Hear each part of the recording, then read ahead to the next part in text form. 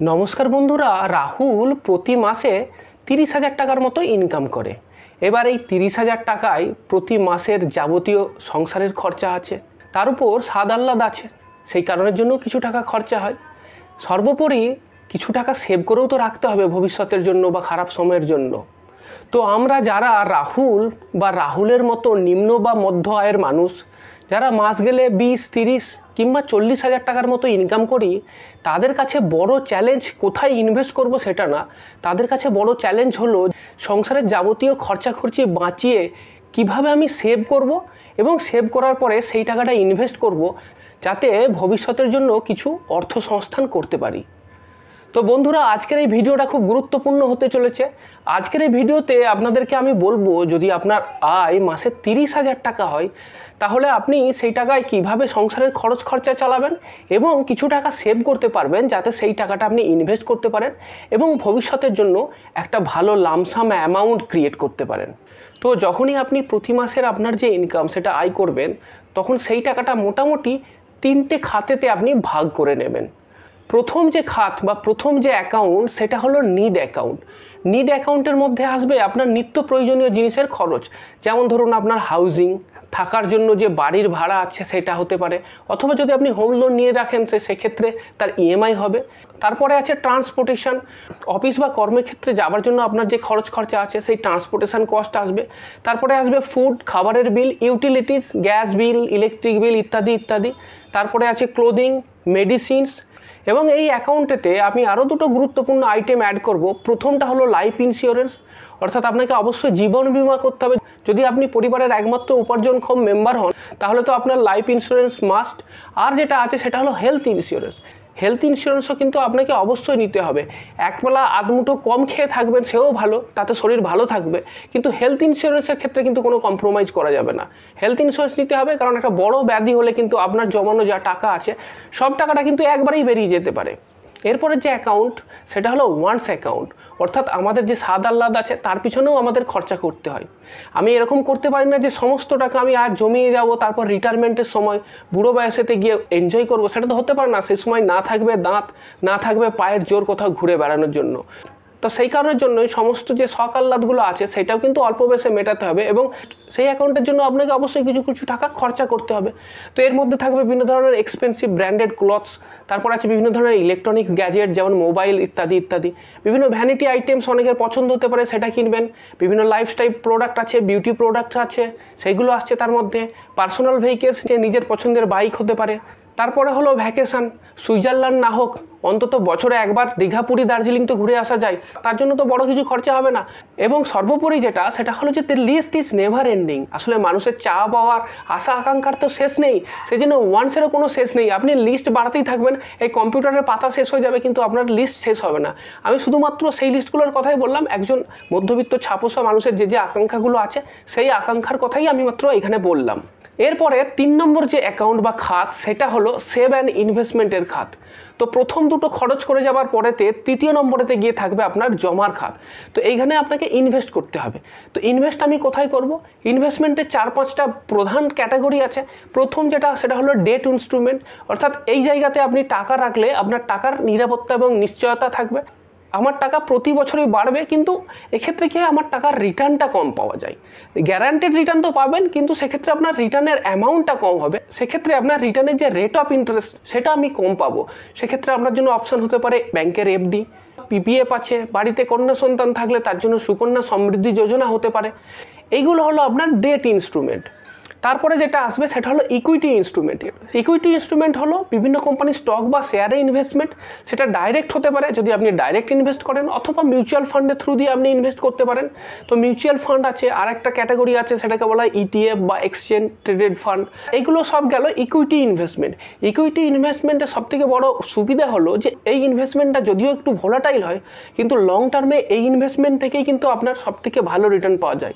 আপনাকে যদি wealth create করতে হয় তাহলে আপনাকে এমন রিটার্ন পেতে হবে যে রিটার্নটা আপনার ইনফ্লেশনকে বিট করতে পারবে। আর যদি ইনফ্লেশনকে বিট করতে না পারে তাহলে কিন্তু আপনার যে রিটার্ন, সেই রিটার্ন থেকে আপনি ওয়েলথ ক্রিয়েট করতে পারবেন না। সুতরাং যখন আপনি ইনভেস্ট করবেন আপনার একটা মেজর পোর্শন কিন্তু এই ইকুইটি বা ইকুইটি রিলেটেড ইনস্ট্রুমেন্টে ইনভেস্ট করতে হবে। তারপরে যে অপশানটা থাকছে সেটা হলো গোল্ড। সোনার ক্ষেত্রে আপনি সোনার কয়েন নিতে পারেন, বার নিতে পারেন, এছাড়া সোনার অলঙ্কারতেও আপনি ইনভেস্ট করতে পারেন।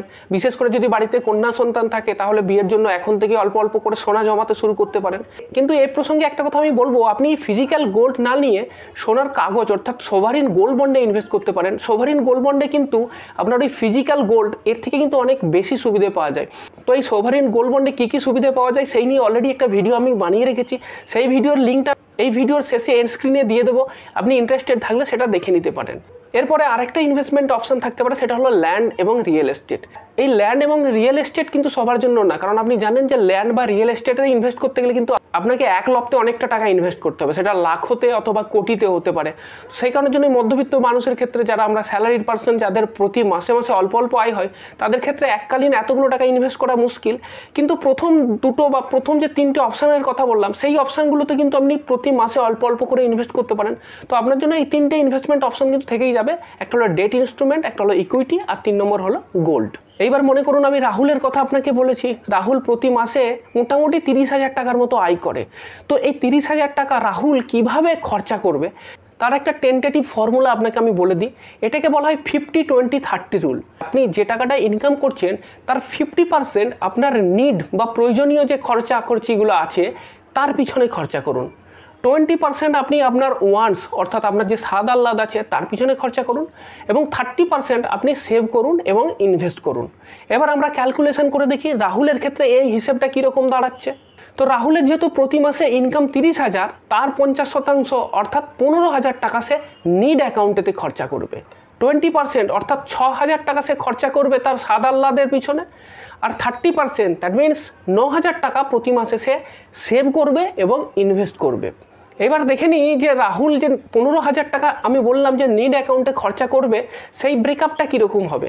এই ব্রেকআপটা আমি অবশ্যই আপনাকে একটা টেন্টেটিভ বলবো। প্রতিটা মানুষের তার আলাদা আলাদা লায়াবিলিটিস আছে, তো প্রতিজনের জন্য তো আমার সেপারেট করা সম্ভব না। আমি জাস্ট একটা টেন্টেটিভ একটা আউটলাইন আপনাকে বলতে পারি, সেটা আপনি ফলো করতে পারেন এবং আপনার নিজের মতো করে সেটা মডিফিকেশানও করে নিতে পারেন। তো আমি বললাম যে নিড অ্যাকাউন্টেতে রাহুল ম্যাক্সিমাম 15,000 টাকা পর্যন্ত খরচা করতে পারে। এবার আমি ধরে নিচ্ছি যে রাহুলকে কোনো বাড়ি ভাড়া দিতে হয় না, অর্থাৎ তার নিজস্ব বাড়ি আছে। তাহলে সেক্ষেত্রে তার এই 15,000 টাকার ব্রেকআপ কীরকম হবে। তো প্রথমে যেটা আমি বলছি সেটা হলো রাহুলের লাইফ ইন্স্যুরেন্স। আমি আগেই বলেছি যদি আপনি পরিবারের একমাত্র উপার্জনক্ষম ব্যক্তি হন তাহলে কিন্তু আপনার লাইফ ইন্স্যুরেন্স অবশ্যই জরুরি, এবং এক্ষেত্রে কিন্তু আমি বলবো আপনি টার্ম ইন্স্যুরেন্স নেবেন।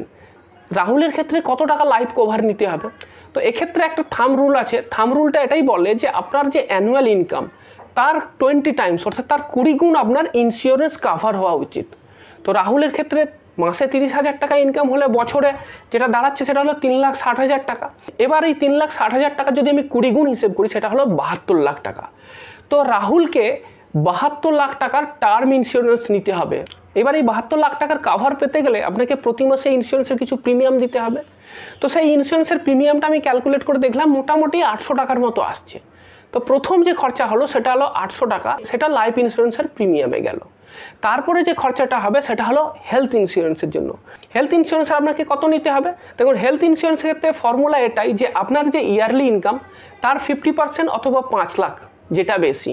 তো রাহুলের ক্ষেত্রে তো তার ইয়ারলি ইনকাম 3,60,000 টাকা, তো তার ক্ষেত্রে আমি 5 লাখই ধরে নিলাম। তো 5 লাখের হেলথ ইন্স্যুরেন্স নিতে হবে আপনার ফ্যামিলির।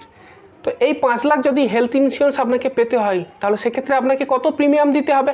তো এই 5 লাখ টাকা হেলথ ইন্স্যুরেন্স পেতে গেলে আপনাকে মোটামুটি 600 থেকে 700 টাকার মতো প্রিমিয়াম দিতে হবে। আমি ধরে নিলাম 600 টাকা। তো দ্বিতীয় খরচা এটা গেল।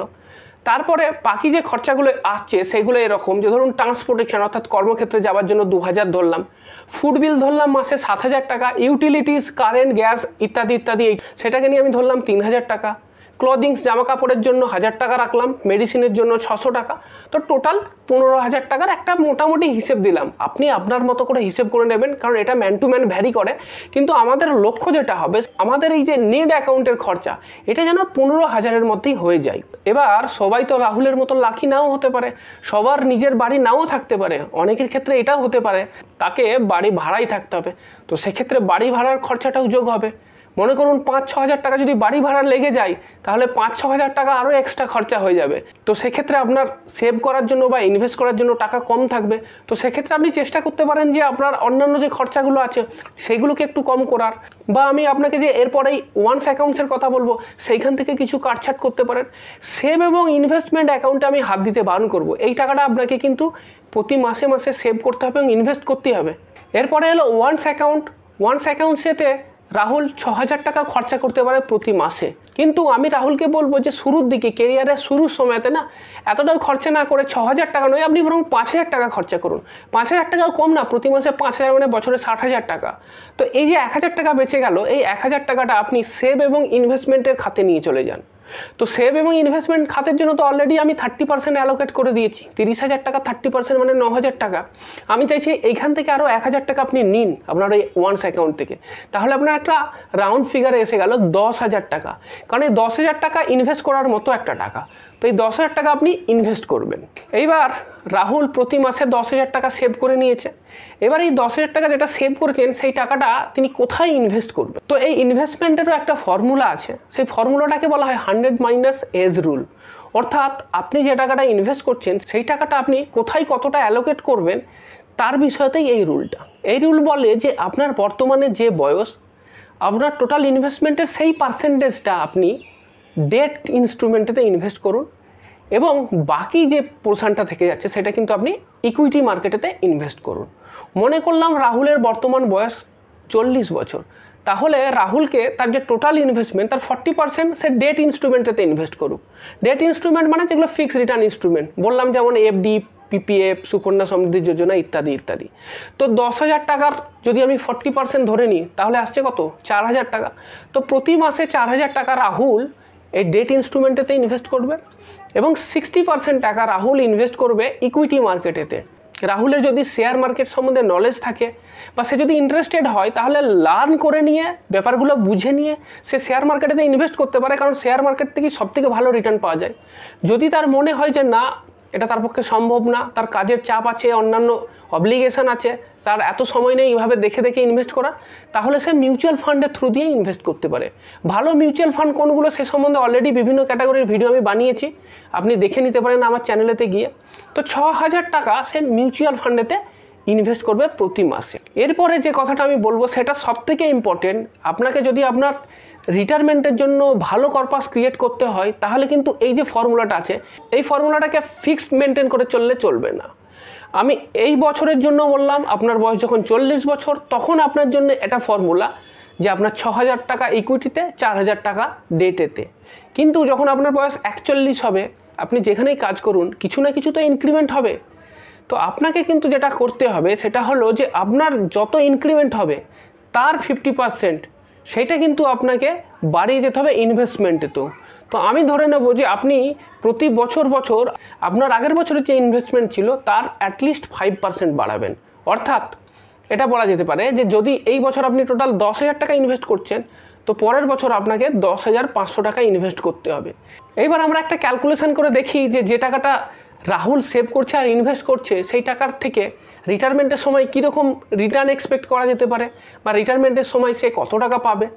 6,000 টাকা যেটা সে ইকুইটি মার্কেটেতে অর্থাৎ মিউচুয়াল ফান্ডেতে রেখেছে, সেই টাকার থেকে আমি 12% রিটার্ন এক্সপেক্ট করছি, এবং ইয়ারলি স্টেপ আপ হলো 5%। স্টেপ আপের মানেটা আপনাকে অলরেডি আমি বুঝিয়ে দিয়েছি যে প্রতি বছর 5% করে আপনার ইনভেস্টমেন্টের যে অ্যামাউন্ট সেটা বাড়াতে হবে, এবং আপনার কাছে সময় আছে 20 বছর, কারণ রাহুলের বর্তমান বয়স 40 বছর। তো এই 12% রিটার্ন যেটা আমি ধরলাম সেটা কিন্তু খুব নমিনাল রিটার্ন ধরেছি, খুব কনজারভেটিভ রিটার্ন ধরেছি, কারণ মিউচুয়াল ফান্ড থেকে অলরেডি গত 20 বছরে 14-15% রিটার্ন পাওয়া গেছে সেফ ইন্ডেক্স ফান্ডেতে। যদি আপনি স্মল ক্যাপ, মিডিয়াম ক্যাপ বা ফ্লেক্সি ক্যাপের কথা ভাবেন, সেক্ষেত্রে আরও অনেক বেশি রিটার্ন পাওয়ার চান্স আছে, কিন্তু আমি সবসময় কনজারভেটিভ ফিগারটা ধরবো। সবথেকে কম যদি আপনি বেশি পান ক্ষতি তো নেই, কিন্তু আপনি বেশি আশা করলেন শেষে কম পেলেন তখন কিন্তু আপনি শকড হয়ে যাবেন। সেই জন্য আমি সবথেকে যেটা কম, সবথেকে কনজারভেটিভ যে ফিগার সেটাই ধরলাম 12%।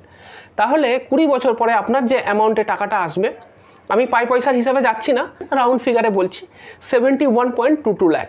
এরপরে যে টাকাটা আমি ফিক্সড রিটার্ন ইনস্ট্রুমেন্টে রেখেছিলাম সেই জায়গা থেকে আমি কত রিটার্ন পাবো সেটা দেখে নিই। প্রতি মাসে 4000 ইনভেস্ট করছি, ইয়ারলি স্টেপ আপ নিয়ে নিয়েছি 5%, এক্সপেক্টেড রিটার্ন 7.5%, টেনিওর 20 বছর। তাহলে এক্ষেত্রে আপনার যে লামসাম যে অ্যামাউন্টটা আসবে সেটাও যদি আমি রাউন্ড ফিগারে ক্যালকুলেশন করি সেটা হচ্ছে 32.56 ল্যাক্স। তো এইবার 60 বছর বয়সেতে আপনার রিটায়ারমেন্টের সময় আপনার এই যে দুটো খাত, যে দুটো জায়গায় আপনি ইনভেস্ট করেছিলেন, ইকুইটি এবং ডেট মিলিয়ে আপনার কত টাকা এলো? 1,04,00,000 টাকার মতো।